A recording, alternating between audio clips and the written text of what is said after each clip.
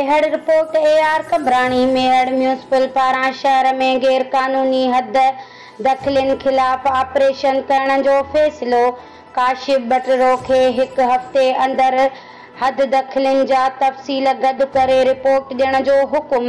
Municipal में गैर हाज़िर ऐं सफ़ेद पोश मुलाज़िमनि खे शोकाज़ नोटिस जारी। CMO पारां ॿाहिरां अमलो तलब। सफ़ेद पोश मुलाज़िम ड्यूटी कनि, ॿी सूरत में पगार कटी वेंदी।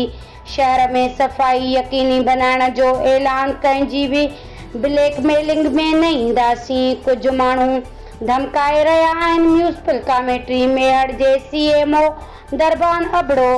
तफ़सील मूजिबि म्यूनिसिपल कमेटी मेहड़ जे chief municipal officer Darban Ali Abro national press club Mehar जे सहाफ़ियुनि सां ॻाल्हाईंदे चयो त मेहड़ शहर में हद दख़लनि खिलाफ़ ऑपरेशन शुरू कयो वियो आहे ऐं काशिफ अली बटरो खे हद दख़लनि जा क़िस्म, तफ़सील ऐं हद रिपोर्ट जमा कराइण जो लिखत में हुकुम जारी करे छॾियो आहे।